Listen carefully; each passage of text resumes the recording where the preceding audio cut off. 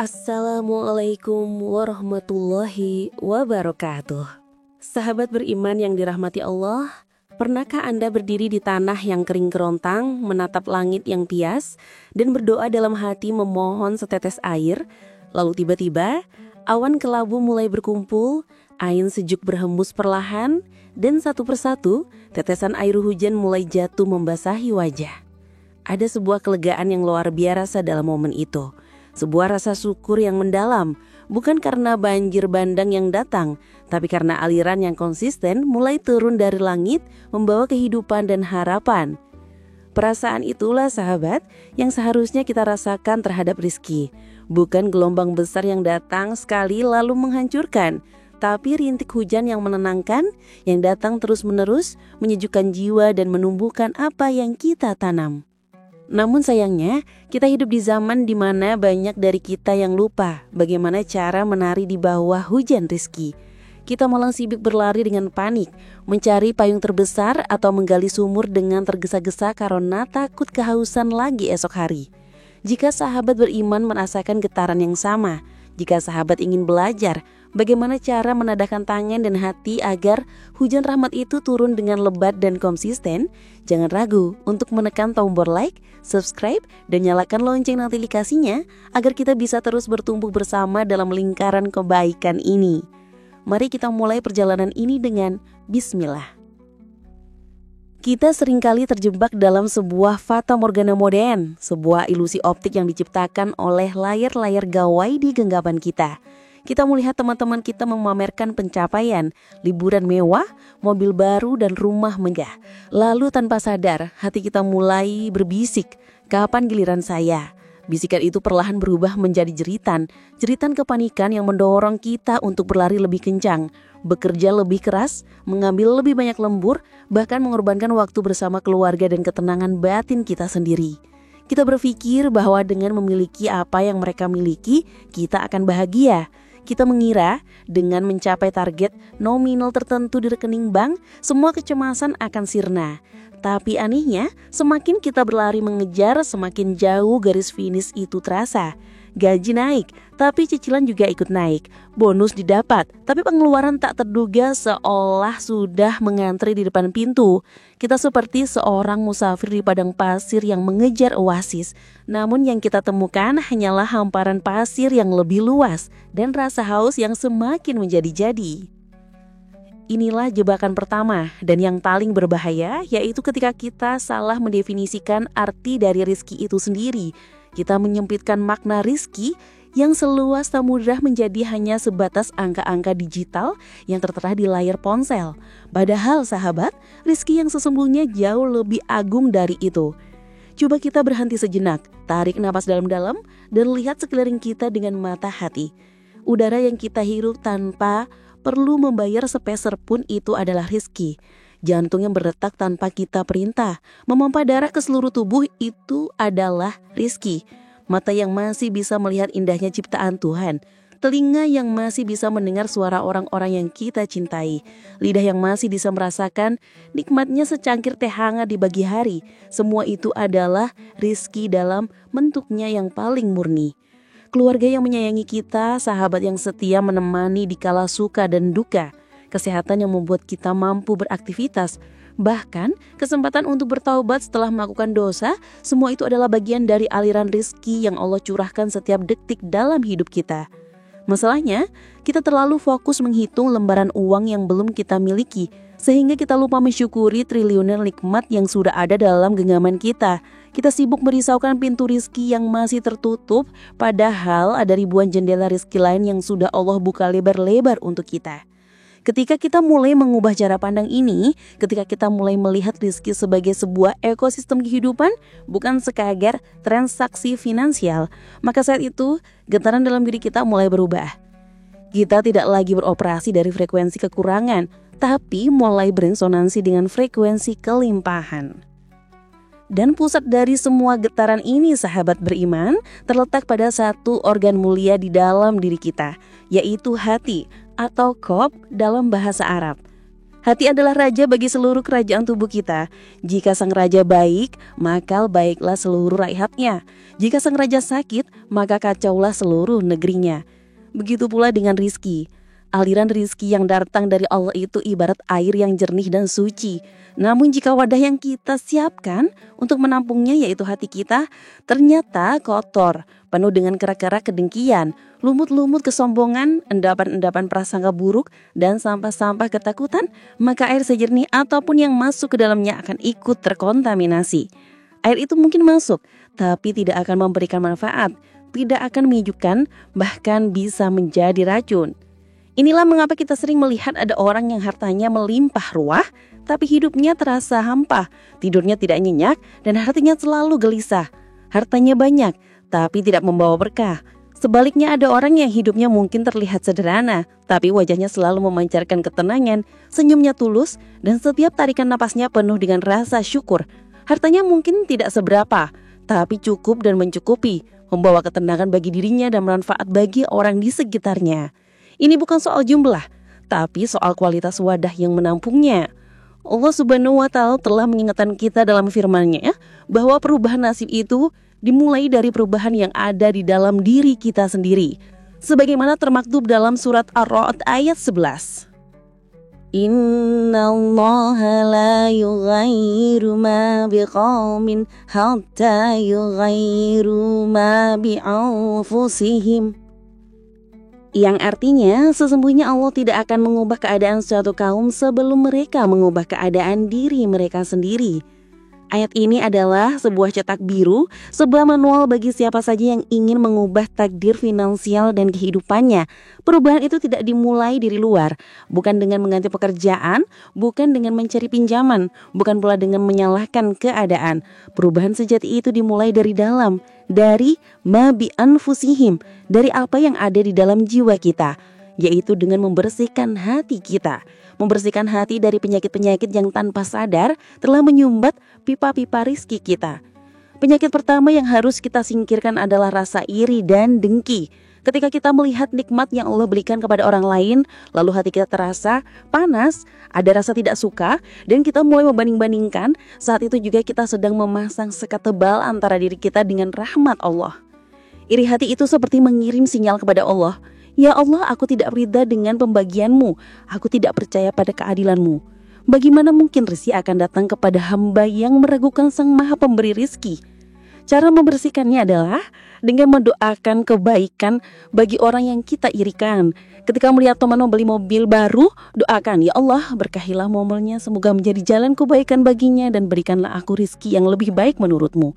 Doa tulus ini akan memadamkan api dengki dan mengubah energi negatif menjadi energi positif yang justru akan menarik kebaikan ke dalam hidup kita. Penyakit kedua yang seringkali menjadi penghalang utama adalah rasa takut dan kekhawatiran yang berlebihan, atau apa yang sering kita sebut dengan overthinking. Kita terlalu takut akan masa depan, takut tidak bisa membayar cicilan bulan depan, takut lagi sekolah, takut dipecat di pekerjaan, takut bisnis bangkrut. Ketakutan ini, sahabat, adalah doa yang terwujud dalam bentuk yang kita tidak inginkan. Karena ketika kita terus-menerus memikirkan sebuah skenario buruk, kita sedang mengarahkan seluruh energi dan fokus kita ke sana. Kita sedang berkata kepada semesta, "Inilah yang aku khawatirkan, inilah yang paling mungkin terjadi." Padahal Allah sesuai dengan prasangka hambanya. Jika kita berprasangka bahwa rezeki itu sulit, maka Allah akan tambahkan jalan-jalan yang sulit. Jika kita berprasangka bahwa setiap bulan pasti ada saja masalah keuangan, maka masalah itu benar-benar akan datang seolah diundang. Obat dari penyakit ini adalah tawakal, yaitu menyerahkan segala urusan kepada Allah setelah kita melakukan usaha terbaik. Bekerjalah dengan sungguh-sungguh, berdoalah dengan khusyuk, lalu lepaskan. Serahkan hasilnya kepada Sang Maha Pengatur. Yakinilah bahwa rezeki kita tidak akan pernah tertukar. Apa yang sudah ditakdirkan untuk kita tidak akan pernah meleset. Dan apa yang bukan milik kita, sekeras apapun kita mengejarnya, tidak akan pernah bisa kita dapatkan. Yakinilah ini muasah yang akan membebaskan jiwa kita dari belenggu khawatiran dan membuat hati kita menjadi lapang. Kelapangan hati ini, sahabat, beriman yang jadi kunci utamanya. Bayangkan hati kita ini seperti sebuah ruangan. Jika ruang itu sempit, pengap dan penuh dengan barang-barang rongsokan berubah pikiran negatif, kekhawatiran, dan kedengkian, maka tamu agung yang bernama keberkahan itu tidak akan mau masuk. Ia akan berdiri di depan pintu, lalu berbalik pergi mencari ruangan lain yang lebih bersih dan lebih lapang. Sebaliknya, jika hati kita adalah sebuah ruangan yang luas, bersih, jendelanya terbuka lebar membiarkan cahaya syukur masuk, dan lantainya wangi dengan zikir dan doa, maka rezeki dan keberkahan akan senantiasa datang berkunjung, bahkan betah untuk berlama-lama di dalamnya. Proses melapangkan hati ini adalah sebuah latihan seumur hidup, dan salah satu alat paling ampuh untuk melakukannya adalah dengan membiasakan lisan dan hati kita untuk senantiasa bersyukur. Syukur bukan hanya sekedar ucapan alhamdulillah di bibir. Syukur adalah sebuah kondisi kesadaran, sebuah kemampuan untuk melihat dan merasakan nikmat dalam setiap detail kehidupan. Sekecil apapun itu, ketika kita bangun tidur, kita bersyukur masih diberi kesempatan untuk hidup. Ketika kita minum air putih, kita bersyukur rasa hausnya hilang. Ketika kita melihat anak-anak tersenyum, kita bersyukur atas anugerah kebahagiaan itu. Syukur yang seperti inilah yang dinyanyi. Setelah fondasi syukur itu tertanam kokoh di dalam jiwa, setelah hati kita mulai terbiasa merasakan kelapangan, maka langkah selanjutnya bukanlah menunggu rezeki itu jatuh dari langit. Langkah selanjutnya adalah sebuah tindakan aktif yang kelihatannya paradoks, namun sesungguhnya merupakan salah satu rahasia terbesar dari mekanisme rezeki, yaitu dengan cara memberi. Ya sahabat, untuk mendapatkan lebih banyak, kita justru diperintahkan untuk melepaskan sebagian dari apa yang kita miliki. Ini terdengar aneh bagi logika matematika manusia yang terbatas. Bagaimana mungkin dengan mengurangi, kita justru akan mendapatkan penambahan? Namun dalam kamus ilahi, hukumnya bekerja secara berbeda. Memberi atau bersedekah bukanlah sebuah transaksi pengurangan, melainkan sebuah tindakan memancing rezeki yang jauh lebih besar. Bayangkan seorang nelayan yang ingin menangkap ikan besar di tengah lautan. Apakah ia hanya akan duduk di perahunya dan berdoa? Tentu tidak. Ia akan mengambil umpan terbaik yang ia miliki, seekor ikan kecil atau cacing, lalu melemparkannya ke dalam air. Umpan kecil itulah yang akan menarik perhatian ikan-ikan yang lebih besar untuk datang mendekat. Sedekah yang kita keluarkan, sekecil apapun itu, berfungsi persis seperti umpan tersebut. Ia adalah sinyal yang kita kirimkan ke alam semesta, sebuah deklarasi iman yang berbunyi, "Ya Allah, aku percaya bahwa apa yang ada di sisimu jauh lebih banyak dan lebih baik daripada apa yang ada di tanganku saat ini. Aku melepaskan yang sedikit ini dengan keyakinan penuh bahwa Engkau akan menggantikannya dengan yang berlipat ganda."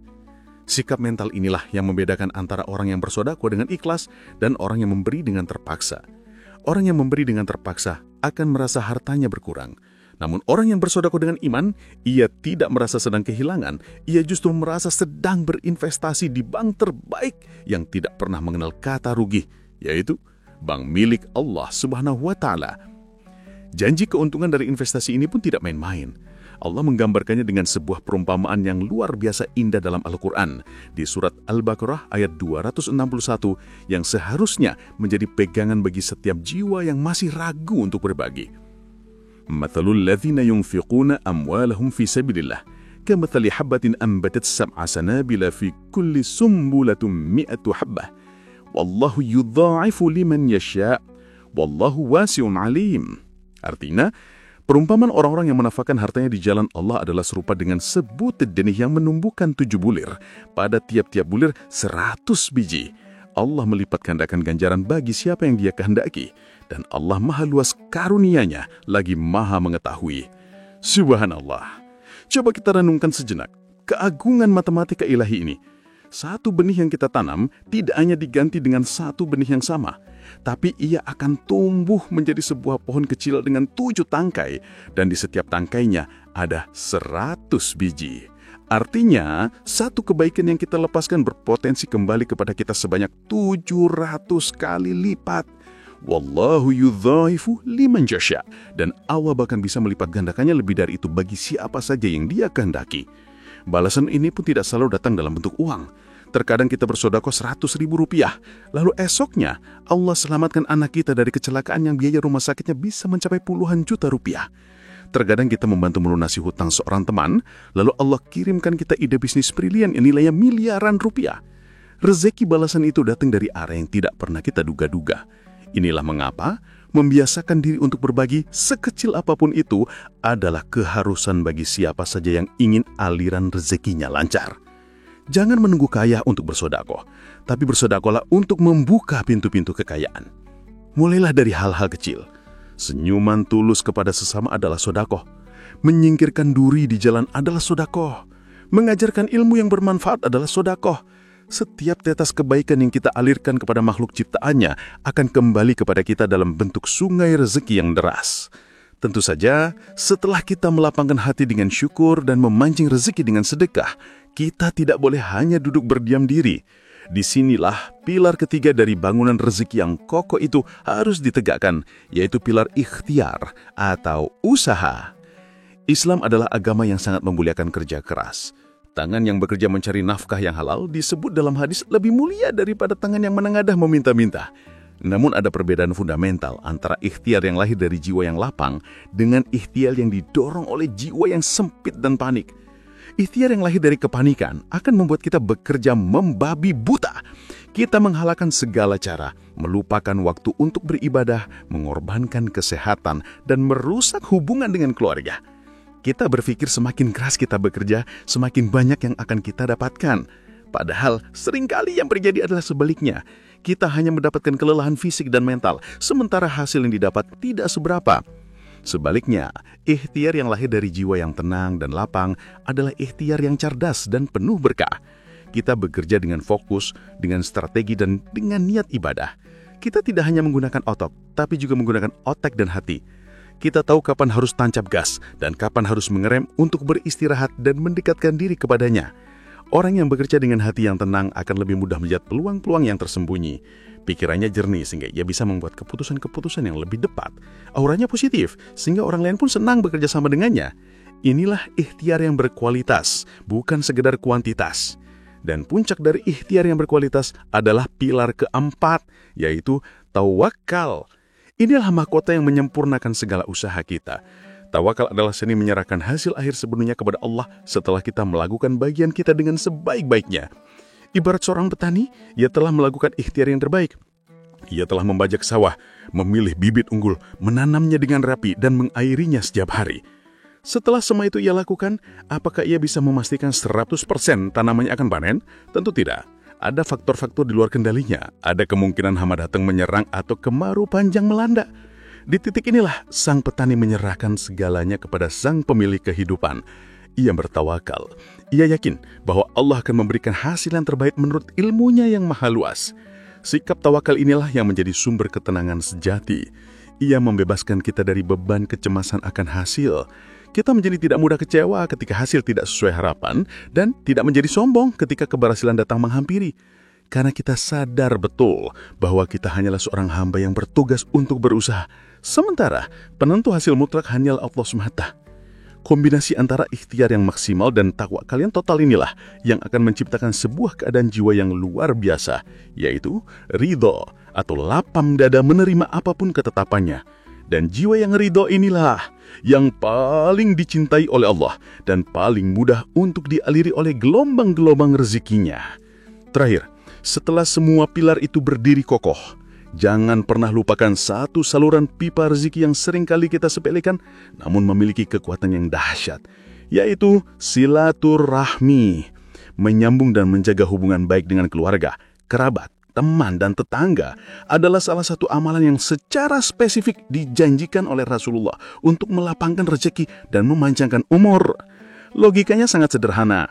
Setiap orang yang kita temui adalah pintu. Di balik pintu itu mungkin ada informasi, ada peluang, ada pertolongan, atau ada doa baik yang mereka panjatkan untuk kita tanpa kita ketahui.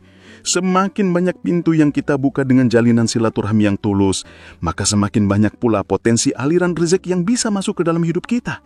Namun ingat, niat utama bersilaturahmi bukanlah untuk mencari keuntungan duniawi, melainkan murni karena ingin menyambung tali persaudaraan karena Allah.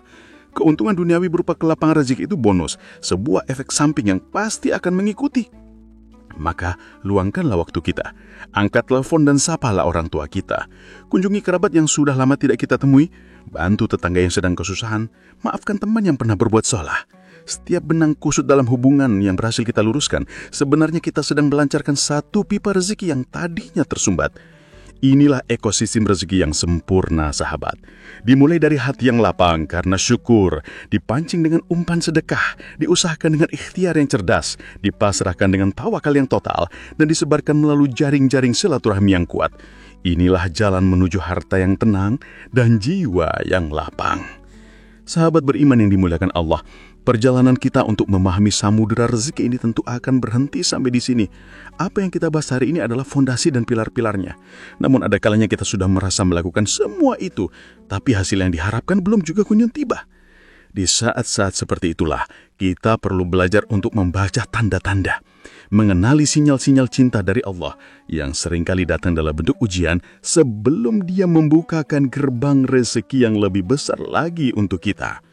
Insya Allah, dalam kesempatan berikutnya, kita akan menyelami lebih dalam tentang bagaimana cara membaca tanda-tanda tersebut dan bagaimana cara meresponnya dengan benar, agar kita bisa naik ke level keimanan dan kelimpahan yang lebih tinggi lagi.